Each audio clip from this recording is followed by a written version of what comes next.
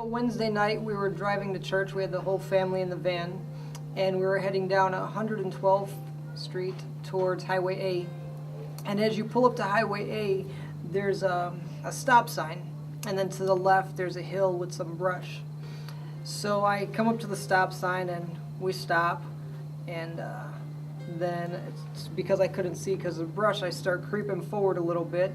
I didn't see anyone coming, so I gave the car gas, and just as I gave it gas and it pulled out into the intersection, a car showed up out of nowhere doing about 70 and smashed straight into the side of our van between the driver's side door and the sliding door right behind my seat.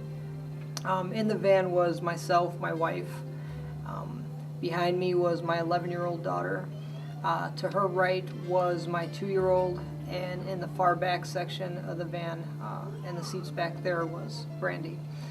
And when the guy hit us, our van kind of slid around into the side and landed in a ditch. As the van stopped, I kind of instinctively looked to my right. I saw my wife, I saw my 2-year-old, and I saw my 11-year-old all in the back seat. I didn't see Brandy.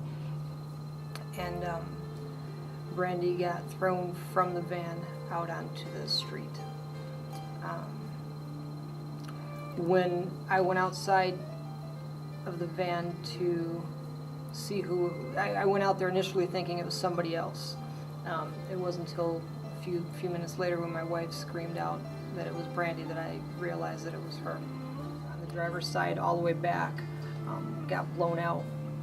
So I had to climb out through the window because the doors were all jammed in. It went into my side. So I ran out there to where she was and squatted down next to her, and I started talking to her. And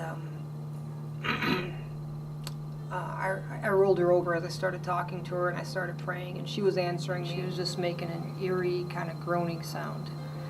And I went over there and I was asking her, "Are you okay, baby? Are you all right?" And I rolled her face. There was a puddle of blood around her face.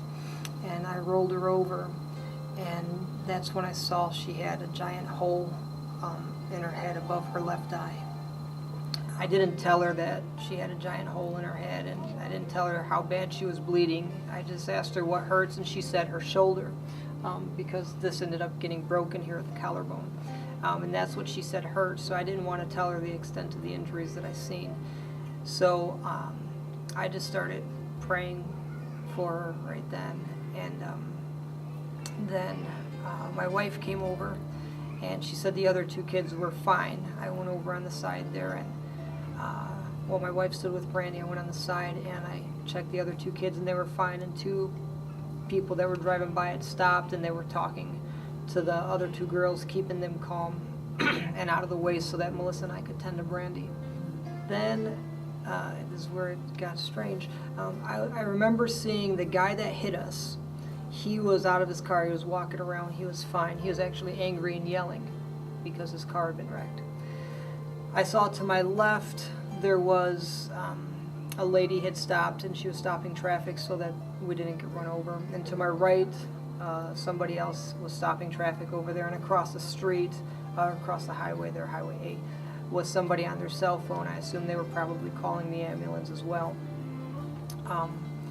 So then,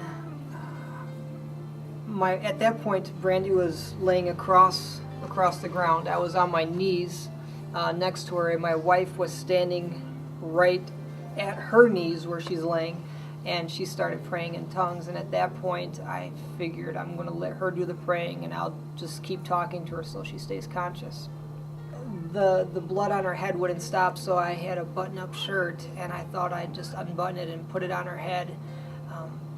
And at that second, I thought, if my shirt is dirty, she's going to get an infection, and it's going to, it could be bad. So I decided not to do that. But almost in the same second that I was thinking of that, somebody, I heard it was a man's voice, said, "Here, I've got..." Help me a little bit, I told you the story. A man said, "Here, we got 2 clean towels for you," and they were 2 white cloths, and he didn't know where the hands were coming from. They were just down there, and he didn't look up to see who it was at the time. So he took the cloth and... All right, so the guy says, I've got a couple towels you can use. And he handed the first towel down, and I was still on my knees next to her. And the towel was like a snow white, perfect, clean towel, like nothing, really fluffy. I've never seen any towels like it. It was amazing. And I said, thanks, he had two. I said, can you put one under her head? And I lifted her head up off the concrete, and he slid one under her head. And then he said, here, put this one on her head, where she had the wound. He said, this one's wet, put this one on her head and apply pressure.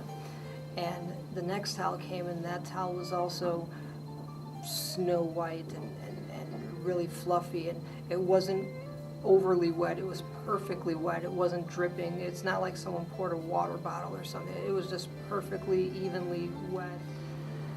And I put it on her head, and I applied pressure, and I looked up, and there was no one there.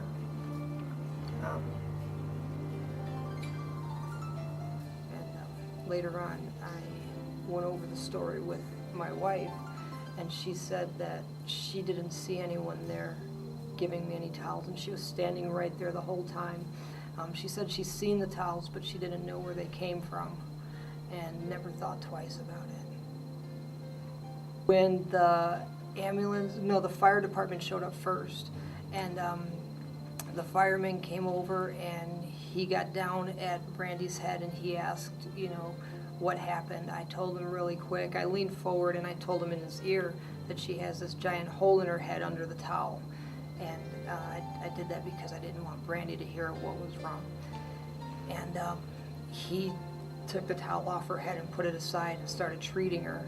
And then when the ambulance showed up, I stood right next to her, but I had no thought of taking the towels or doing anything like that. So whatever happened to him is beyond me.